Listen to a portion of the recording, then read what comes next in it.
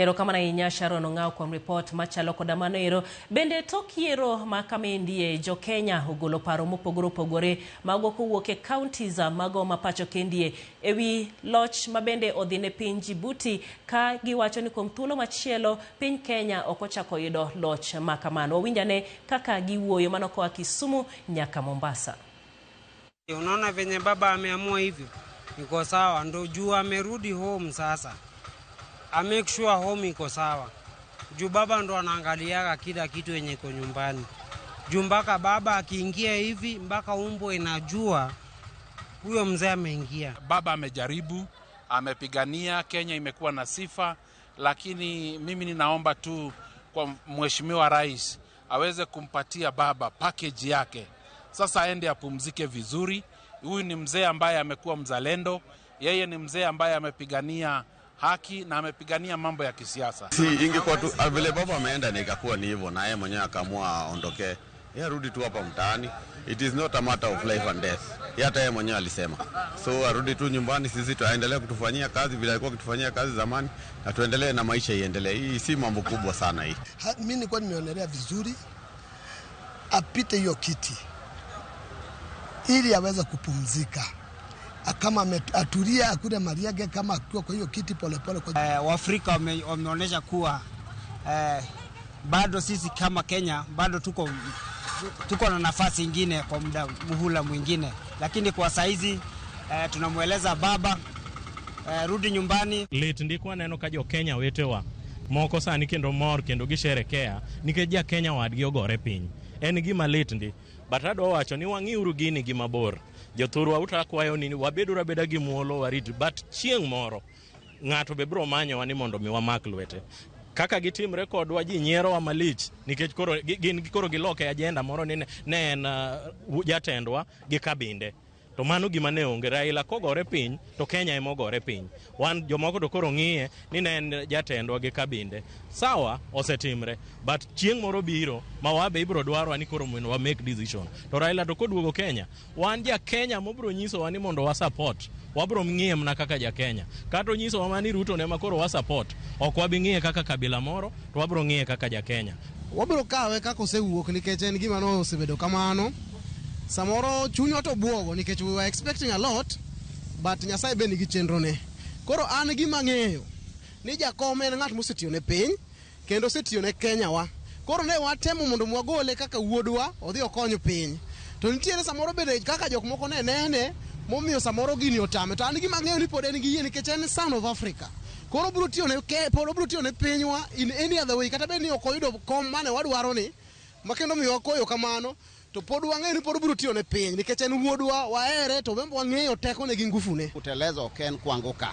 Raila oduogo piny, siasa mar Kenya nyocha kethre. Siasa mar Kenya nyocha kethre minwango gik mancha timre ni. Ero waduogo wanwango to bende Raila bende mani en ranyisi makoro oduogo ng'eyo osiepene. Afrika kwan go moja. Inwango kaja Arabu ninde omakre to kendo makre gi lwedo achiel. Ineno ka gigo kura gi lwedo achiel. Bedo ni Raila kuom Kinyarang'iro oseneno Raila en ng'ama ong'eyo kendo mama ong'eyo demokrasia. Nyocha ji wacho ni iga ka iga to ng'ama iwacho ni keng'eny no emo kuongo yombo. Mano mor maduong' namba achiel. Ochako yombo ma ji oneno. Ng'at ma kama mano hero, mano ng'ama ne oningo tel nikech ji oketo trust kuom. Kigolo ng'ani tinge maber ni kodok wamiyo kura ni godo mane buok madang' wawachi ma pek onge. Raila nigi enigma mare mosekonyo go jopiny to kod trust ma ji oketo kuome. Pore kodwa konyo wasidang'. Awakwayo baba nosetiyo matek. Udugo bed dala oongoza ne wajo matiyo ge. Ruto sekonye kendo wan osawe Ruto lwetwa wabiro chung' kode kila wakati. William Ruto president yetu amejaribu na mahitaji yote, lakini tunashukuru yeye kufanya hii kazi yenye amefanya. Sasa hatuwezi kutupa Ruto, hatuwezi kutupa baba rudi sago. Tufanye kazi aende mbele kama kawaida. Ubedo gai mar siasa, ubedo gai. Kineno ka ji moko dhi marach tithego. Kineno ka ikone dhi marach tithego. Mane kaka neno ni Raila udong' ni nyalo timo. Wang'iyo godo ga gi wach mar Omaya ne kata sani wang'iyo gi namba 2 ni mane ok wanyal ketho program wa. Jomoko ne wacho ni gidhi dere, jomoko ne wacho ni gidar. Ok wanyal dar gi gini nikech gini wang'eyo kendo wang'iyo gone namba tone tok manyiene. Osetimore. Oduog dala. Ruto notemo. Kendo ok dang' wacha Ruto osetemo kar nyalone. Jodala wa Raila Amolo Odinga osetemo. Kendo Raila Amolo Odinga ok en figa mar Kenya kende. En figa mar Africa kendo world as a whole. Gimotimore Djibouti waneno kendo wan wabro chungi Raila Amolo Odinga. Wan kaka leaders ma local ka pod wan gi Raila Amolo Odinga kendo ok wadhi ringo kendo ok wadhi weye. Koduogo baba wan gimi wache ma pod wabro timo. To wagoero kamano ne Ruto. Our able president Ruto otemo matek. Kendo gima Ruto onyisowa en adieri gi era gi kanyakla makende. Wawacho ni komora moro asiyekubali kushindwa sio mshindani. To any election nyaka obed gi winner gi loser. Any direction mora maybe magombo bro miyo wapode ne jatendwa. Wabedura beda kode. Wakeluru kwe. Angeni koduogo. So from there, what will pick from what will happen in 2027? To wadwa nyiso Raila Amolo Odinga ni kik obed gi chuny mabuok. Obi Kenya ka warite kura 2027 wadwa nyinge ballot. Ok wadwa tugo. Bacha is betrayal. Kacha en scene of crime. Wang'eyo ni Pan-Africanism system mar Africa ka the white people ok support. Kora an gima dwa nyiso baba ni kik obed gi luoro. Oduok dala, oduok Kenya.